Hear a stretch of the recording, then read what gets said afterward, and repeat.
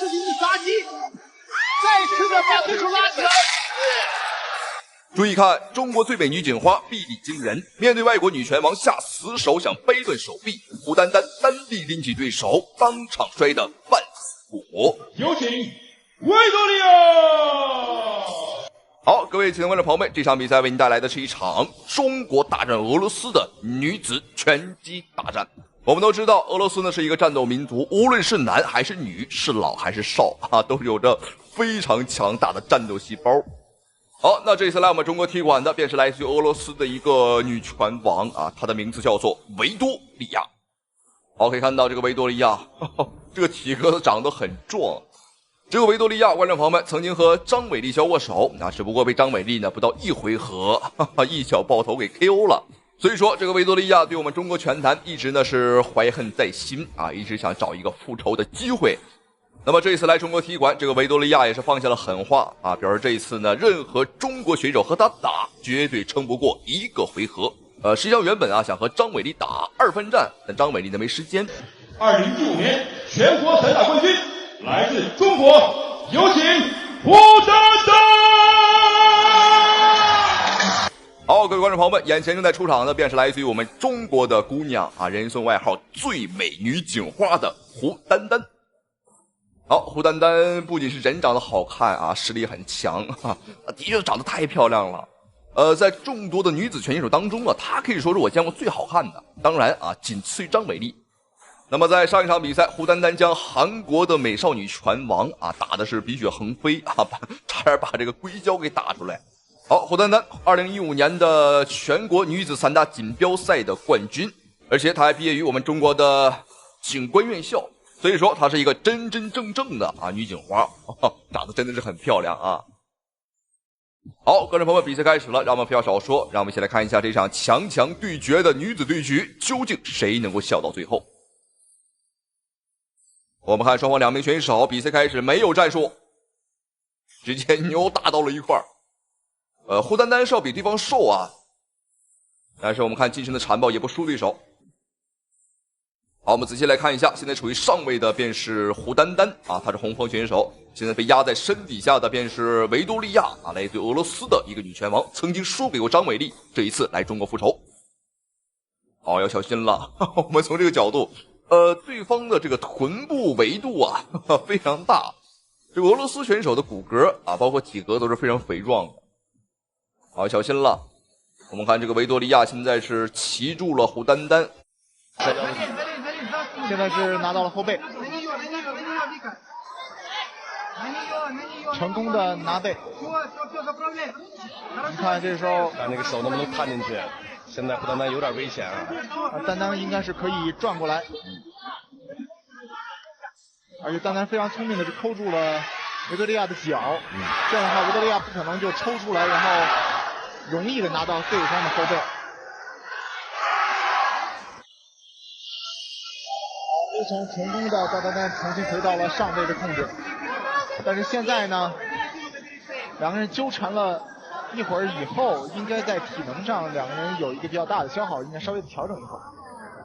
好，看一下现在正处于上位的便是胡丹丹，和对方啊打这种贴身的地面缠斗实际上是很危险的，因为俄罗斯选手的爆发力都很强啊，但是呢他们这种比较强的作战风格啊，一般来讲坚持不了太久啊，越往后打是越弱的啊，体能上会断档。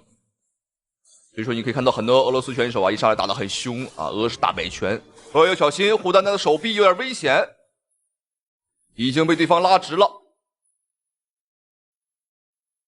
哎呦，但是胡丹丹的破解方式很暴力啊，一个大力的砸摔，但是对方还是没有松口，锁得非常的紧。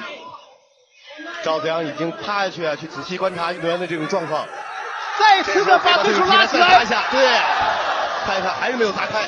赵丹丹现在是非常的危险。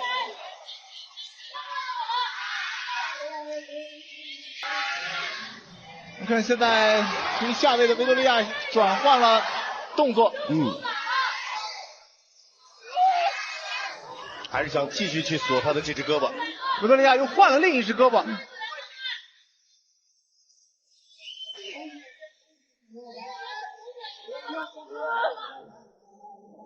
对手这个力量确实是大，你看这半天胡丹丹一直在想办法去摆脱，就是扯不出来。赵丹丹现在这个危险状态解除了，赵丹丹逃出来了，好悬呐！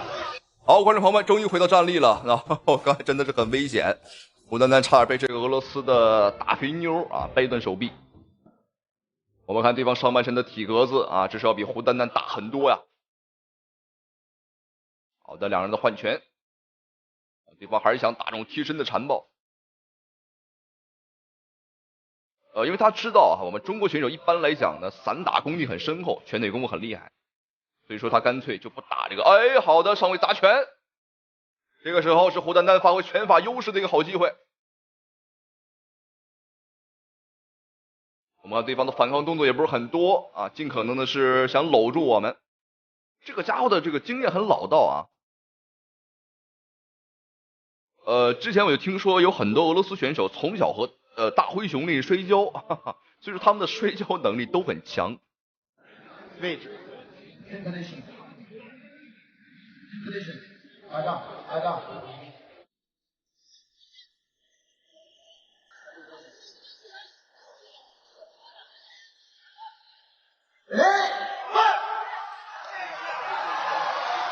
没有跟对手过多的在这个地面去纠缠，马上起来。刚才我们也听到胡丹丹的教练在喊，就是说站着跟他打，尽量不要往地面去带。是的。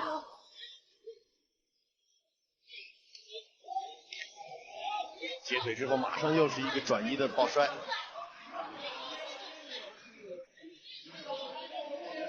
现在是两个手已经完全的抱腰，这个时候就是要做一个头啊，这扒住对方头往下推。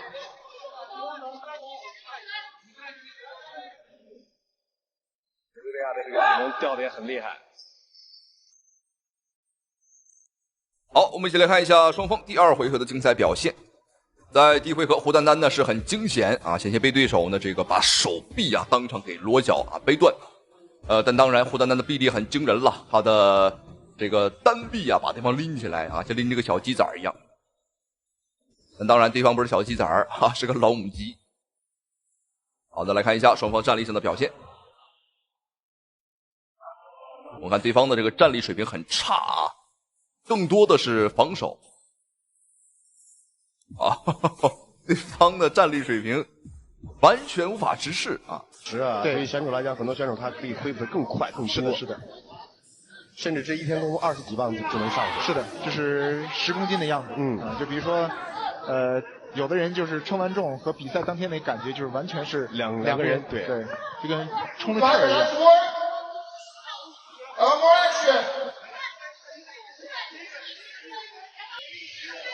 俄罗斯选手还是在近身缠抱。但是呢，胡丹丹这个抱接腿摔是非常的漂亮。这是很明显的散打的底子。胡丹丹现在就是还是要做不断的出拳，那这种出拳就是尽量的不要选择那种无氧的发力，只要打出来就好。对，打出来就给对手是很大的压力。好，我们看对方的维多利亚，这个俄罗斯的女选手啊，已经不行了。我们先说了，那第一回合的战斗呢，对双方的体能消耗是非常大的。那对胡丹丹来讲还好啊，因为她是这个武警毕业啊，所以说呢，她的体能啊是很好的。你看对方已经不行了，你看他的动作啊，肢体动作，他这个拳啊打得很怪，毫无章法，更像是泼妇打架。好，我们看胡丹丹，打得很准啊，这个拳。好的，哎呦，一把甩飞对手。好的，上位砸击，胡丹丹千万不要流行，能不能 KO 就看这一次了。哎呦，结束了，观众朋友们，结束了。本场比赛，胡丹丹在比赛的第2回合啊，还不到一半的时间啊，就把这个俄罗斯的女战士给 KO 了。我看对方已经不行了啊，体能上已经是完全吃不消了。好，本场比赛胡丹丹啊打得非常的精彩，但是我们看胡丹丹也很累了，因为这场比赛呢，双方的缠斗环节太多了啊，打了1个回合。好，这场比赛恭喜中国的最美女警花胡丹丹啊！同时也非常感谢屏幕前您的收看与支持。好了，咱们下期视频，观众朋友们不见不散。注意看，这个白衣男子竟然想当众殴打中国选手，还当众给中国选手一个耳光。在第二天的发布会现场，更是当众光着膀子露出纹身，一脸嚣张地冲上前来殴打中国小伙，嘴里边还不断嚣张放话要把中国选手打成残废。这个嚣张至极的恶徒就是韩国黑帮大哥金在勋，此人绝对称得上是最嚣张的韩国选手。在发布会现场吩咐小弟对中国领导的头上倒上酱油，完全不把中国人放在眼里。在接受采访时，更是对着媒体镜头大放厥词：你认为中国选手的实力怎么样？什么一拳打死一个，中国人在我的面前就好像营养不良的猴子，我甚至怀疑他们连泡菜都吃不起。然而一向嚣张跋扈的他，这一次终于是遇到了对手，遇到了不该惹的人。好，各位亲爱的观众朋友们，欢迎收看本场比赛，这一场非常精彩的中韩大战。好，我们一起来看一下眼前的胖小伙啊，他就是来自于我们中方的选手蒙古小伙奥日格勒。从小吃着牛羊肉长大的奥日格勒才22岁啊，摔跤很厉害，体格子也是非常的扎实。但是体格子这么扎实，赛前也遭受到了欺负啊，遭到了韩国黑帮大哥的欺负。对方的韩国黑帮大哥呢，不仅是当众扇我们的耳光，而且在发布会现场更是大打出手，殴打我们。更是狂言要把奥尔格勒打成残废。虽然说奥尔格勒才22岁，但是我们的大体格子，谁也不怕。而且本场比赛的举办地点，观众朋友们正在我们中国深圳，所以说背靠祖国的奥尔格勒是完全没有丝毫怂对手啊，也没有被对手给吓住。好，来看一下赛前恐吓我们吓唬我们的小子，就是眼前这个韩国的黑帮大哥、黑帮打手金在勋。可以说这个小子天生就是一个小混混啊！12岁时便把全身上下纹满了纹身，并且加入了日本的黑帮组织山口组。而且这个金在勋此次来华，他的目的很简单据说呢就是为了合法化的殴打中国人。观众朋友们真的是流氓不可怕，就怕这流氓有文化。好，这个小子也不瘦230多斤。但是跟奥日格勒比起来还是差了很多据说这个家伙在韩国是一个螃蟹，为什么？因为他横行霸道，强抢民女，而且专门挑有夫之妇这个家伙这是韩国版曹操。好，各位观众朋友们，比赛马上开始了，这是一场中韩对局，举办在我们中国深圳站的现场。两位选手无差别，我们中方选手明显要比对方壮很多。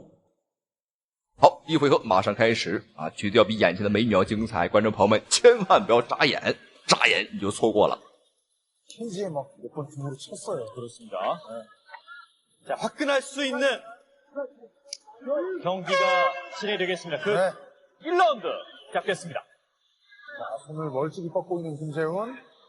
아우르코런 역시 사우스포 자세입니다. 자, 손 뻗어봤고요. 오! 이거 들어갔습니다. 큰 위기! 김재훈! 걸렸죠? 계속 펀치를 아우르코런! 다시 라이트! 들어가는 아우르코런입니다.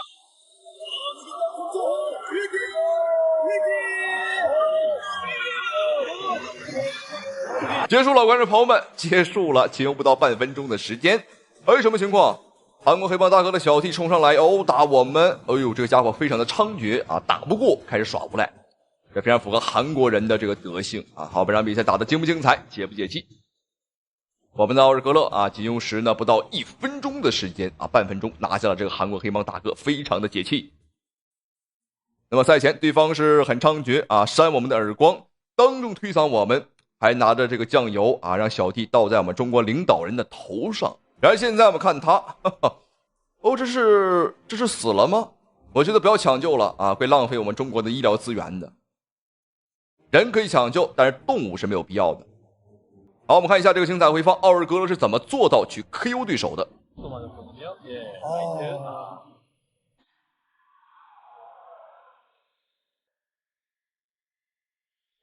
주심지 말렸는데 可以看到这个裁判拉都拉不住像一头野牛一样。好，观众朋友千万不走开，因为接下来这场对局是这个金在勋的再次来中国复仇，双方的第2场比赛。我们看到比赛刚一开始连续的砸拳。 자, 아우르코르의 러시가 진행되고 있습니다. 김재훈. 자, 몸을 일으켜 세워서 김재훈 선수 일어나야죠. 네. 아직 살아 있습니다. 그렇습니다. 자, 일어나서 마지막 라운드 때 해보려고 했었던 걸 보여줘야겠죠. 일단 일어나야 되는데 움직임을 보여줘야 경기가 안 끝납니다. 경기 마무리됩니다. 哎呦，又是同样的姿势，同样的拳法，奥尔格勒啊再次击败了对手啊，连续2次。我们给了对方机会啊，给你机会了，但是你不中用啊，这不能赖我们了。可以看到奥尔格勒也是没有当初那么开心了，因为他赛前就知道啊，对方是不可能是我们的对手，打得非常精彩。好，这场比赛来看一下精彩回放。好，那经过这2战啊，我相信这个韩国黑猫大哥再也不敢惹我们中国人了啊，估计他也能消停一会儿了啊。好，再次恭喜奥尔格勒这个小伙子非常给力，那同时非常感谢啊屏幕前的观众朋友们，您能看到这里啊，也是对我最大的支持了。好了，咱们下期视频再见。 을 잡지 못하고 쓰러졌고요. 네. 결국 아울코르가 부전급 8강 토너먼트에서 승리를 거두면서 준결승으로 가게 됐습니다. 이제 아우르코르와 일버트 아이블과 올리 톰슨, 캐슬 바넷 4명이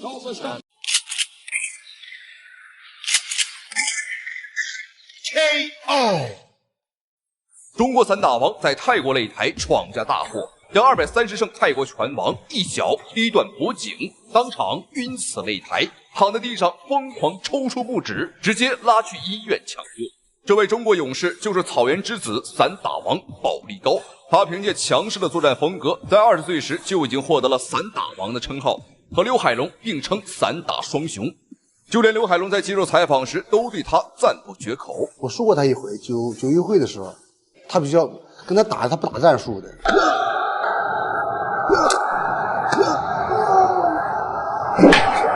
他一上场提着膝就跟你拼，提着膝跟你拼，他不让你休息，把我累得我吓得自己吐了。然而，在2003年，中国拳坛一直被泰国拳坛压制的情况下，保利高毅然决然地杀入到了泰国。然而，此行并没有想象当中的那么顺利，甚至还遭受到了泰国官方的冷嘲热讽。到这个机场吧。 泰方不是接我们，接完了以后，他当时我说给我们准备了5个担架，反正是意思是，挺小看咱们的这一批来的运动员。好，各位亲爱的观众朋友们，这场比赛带您回顾一场发生在2003年的一场中泰对抗大赛。在当年，我们中国拳坛以及中国武术界一直被泰国拳坛所压制。所以说，中国的散打王保利高呢也是不服啊，毅然决然的杀入到了泰国来踢馆。 然而此行并没有想象当中那么顺利啊！赛前的话，这个泰国官方啊也是很猖獗。我们的中方团队啊，保利高啊刚下飞机，这个泰国官方的工作人员就来询问啊，问我们中方啊有没有自备担架，有没有准备好担架。言下之意就是说呀，说我们的保利高啊一会儿打比赛可能用得着。好，的确是狗眼看人低。好，这里废话少说，比赛开始了。红色拳套，红色短裤，中方选手保利高。 人送外号散打王，并且呢是吸血魔李景亮的师傅。那我相信有很多观众朋友们啊，并不知道这层关系。李景亮能有今天的成就啊，离不开保利高的教导。好，再来看一下，那蓝方选手白色裤衩，一上来就挨揍了，他就是泰国的拳王230多胜的七提戳。这个家伙在后来啊，也没少来中国打比赛，也没少来中国捞钱。 好，比赛开始，保利高呢是采取了一个非常主动的打法，想先从气势上啊去压倒对手。不出手，这个保利高呢要点数，对，要点数打得好基础。而且我感觉今天刘海龙啊，这个气势上的压迫效果不错。你看这个七提戳呀，他就已经怂了啊，不敢打。 那一般来讲，这个泰国选手呢是很喜欢拼杀的，但这场比赛啊显得是很呆。要是到这个西提戳啊，他的地位在当时呢就相当于现在的波球啊，是天王级别的。高登腿。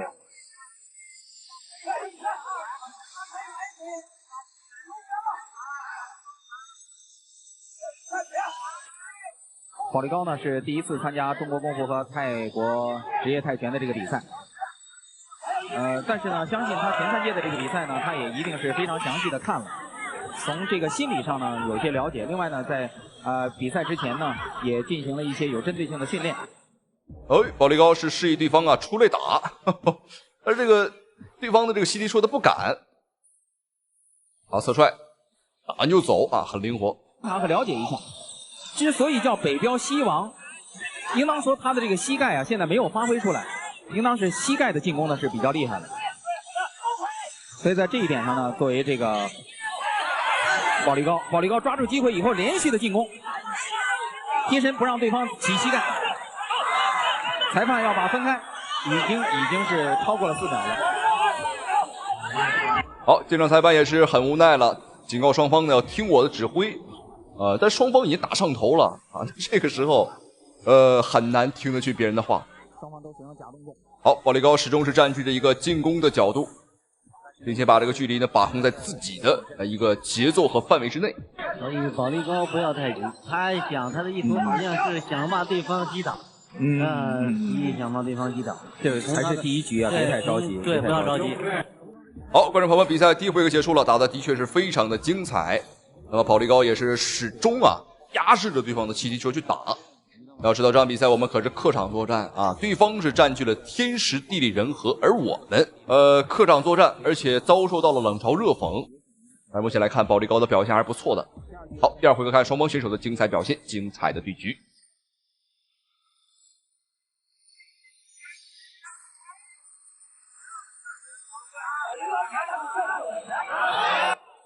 实际上我们看保利高今天的出拳次数啊，你看出手次数也不多，他是在抓机会啊。因为赛前啊，中方我们这边的领导以及我们这边的教练啊和保利高说了，你打点数没有用啊，因为是客场作战啊，裁判都是泰国人，打点肯定会输。所以说本场比赛保利高呢，他的想法只有一个，就是抓机会啊，去 KO 对手，不浪费任何有效的体能。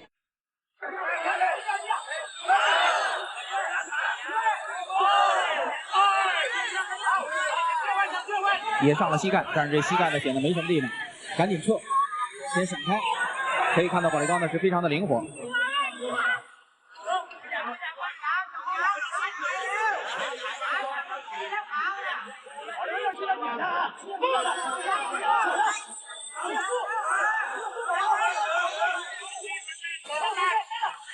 保利高还是显得比较冷静啊，还是比较冷静。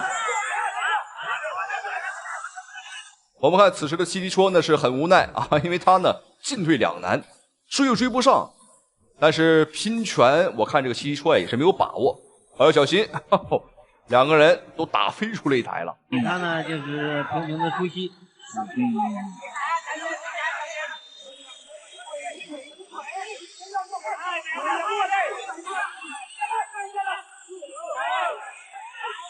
好的。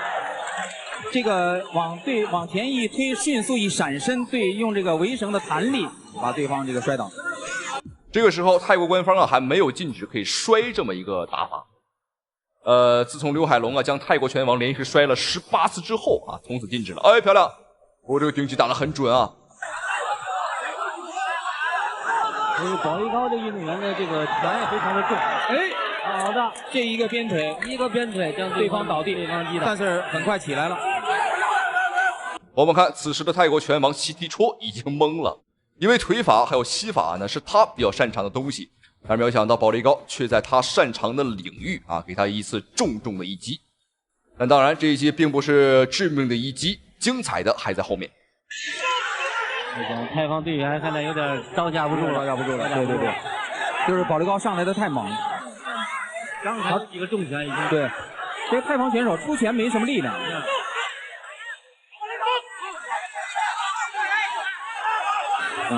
现在保利高呢是想一鼓作气，哎，对，用膝盖，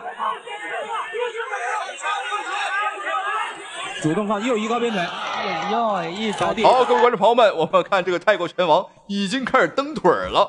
没有错，本场比赛啊的保利高也是凭借自己超强的腿法一击毙命。好，现场的工作人员、现场的抢救人员赶紧上台啊，赶紧抢救，再不抢救啊，有可能就是晚了啊，有可能这个躺进棺材板了。好，非常的精彩。这场比赛，保利高也是在泰国擂台打出了属于我们中国人的威风和气势。赛前，泰国官方让我们中方准备好担架，但是也没有想到，这个担架给自己人用上了。好，让我们恭喜保利高这位中国散打名将。那同时非常感谢屏幕前您的收看与支持。好了，咱们下期视频再见。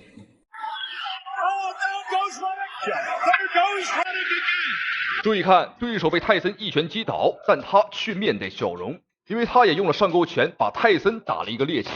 这一场打满了12个回合，持续了36分钟的大战，结果就是对手拉多克下巴被打碎，额骨、肋骨、手臂多处受伤，而泰森的耳膜也被拉多克的重拳直接打破。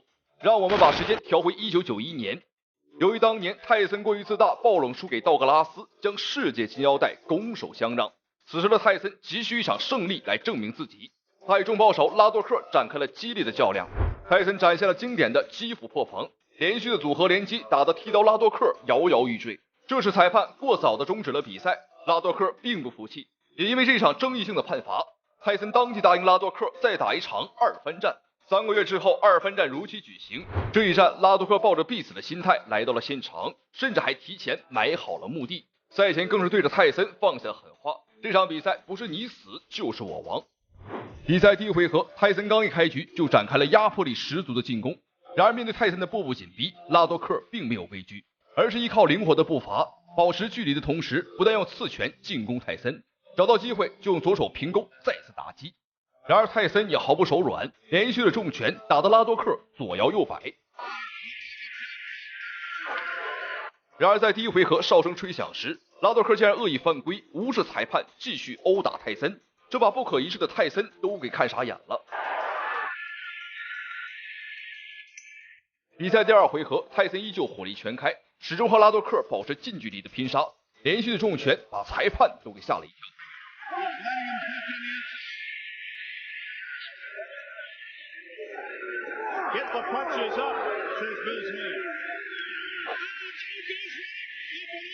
随着拉多克被击倒，现场的观众也都兴奋了起来，他们熟悉的泰森又回来了。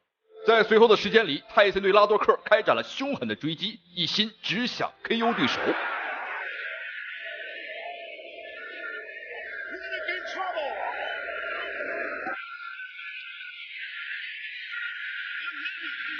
拉多克在遭受到泰森多次重击后，已经摇摇欲坠，泰森的每一拳都有可能让他倒地不起。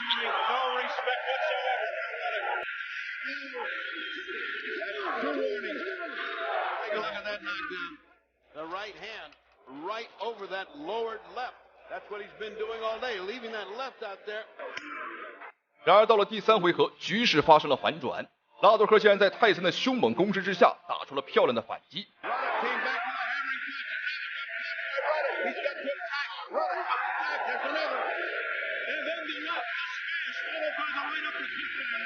拉多克看准时机，用他强有力的上勾拳击中泰森。这一拳据说打穿了泰森的耳膜，当然这也激怒了泰森心中的怒火。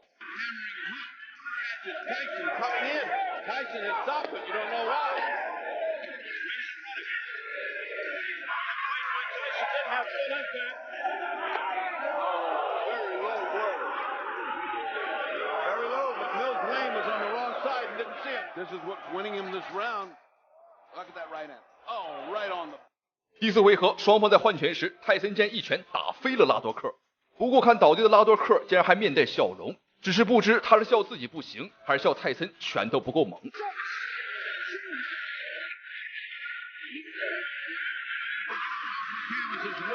在接下来的时间里，只要泰森试图近身拼拳，拉多克就提前发力，重拳打退泰森。It's only the 4th round. Oh, tremendous uppercut by Donovan. Now both resting again. A vicious uppercut. Tyson, for his part, has not finished. 第4回合刚一结束，拉多克的团队就立马喷上了冷水，给拉多克进行物理降温。然而，据拉多克赛后回忆，在倒地前的这一拳，他甚至听到了自己下巴断裂的声音。不得不说，拉多克为了复仇，真的是拼出了老命。Let's look at it from this way. Completely unprotected. There goes the right.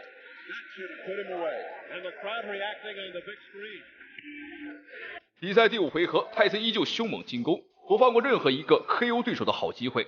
然而拉多克的反击也充满了威胁，双方疯狂的换拳。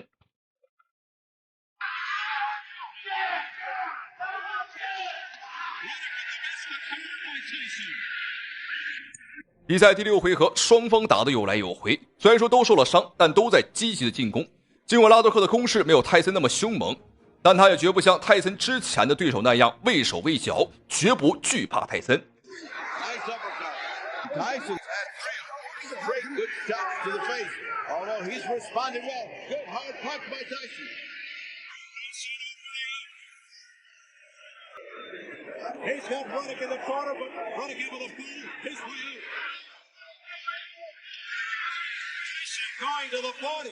Once again, Tyson looking to hit it. Nice punch. Nice hit. Drove the mouthpiece out of Tyson. Take a look at that. 这一拳甚至还打飞了泰森的牙套。虽然说拉多克的技术比较粗糙，但是凭借极强的抗击打能力和凶悍的重拳，让泰森也丝毫不敢轻视。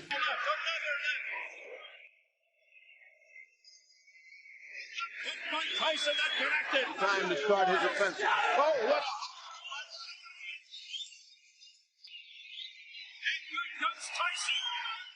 And Ruddock another good 2 shots. Another good 2 hits. 从比赛第8个回合开始，双方的体能都已经到达了极限，但泰森依旧不断寻求拼拳的机会，而反观拉多克也绝不服软，拼了命的也要打算和泰森硬刚到底。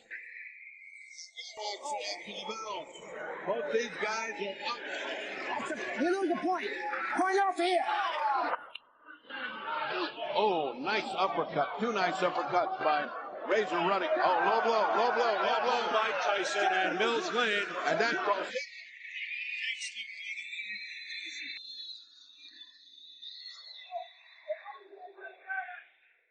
Oh, nice. Good left by Ruddock. Wonderful left by Ruddock. Again the low blow. Again another. Oh, what a left hand by Razor Ruddock. It got through, Purdy. He won the round with his tremendous shot. Watch the shot. Whoa, way up there. I mean, this guy throws from the canvas just about. Another good hammering left hook. Another left hook that just grazed him. 比赛第10回合，此时的拉多克已经遍体鳞伤，而他依旧在苦苦支撑。面对泰森强势的进攻，他只能高举双手，丝毫不敢懈怠。Digging to the ribs. Overhand right by Tyson. Ruddock's face, a mask of pain. Those shots to the ribs caved him in. Ruddock in anguish.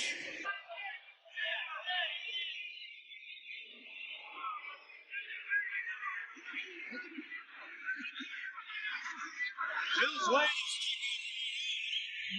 在比赛第10回合打到一半时，拉多克突然精神抖擞，连续的前手摆拳，打得泰森只能不断后退，连续摇闪。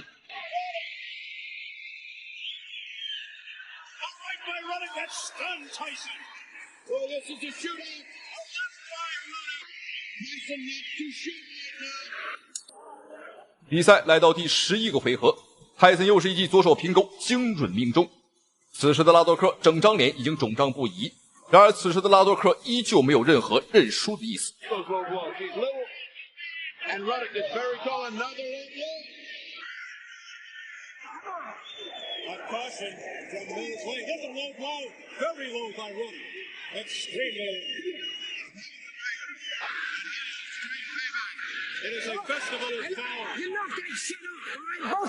比赛来到了最后一个回合，双方的比赛也接近尾声。然而此时的拉多克似乎也意识到了，这可能是他此生有且仅有一次可以击败泰森的机会。他的拳头越打越猛，然而泰森依旧不动如山。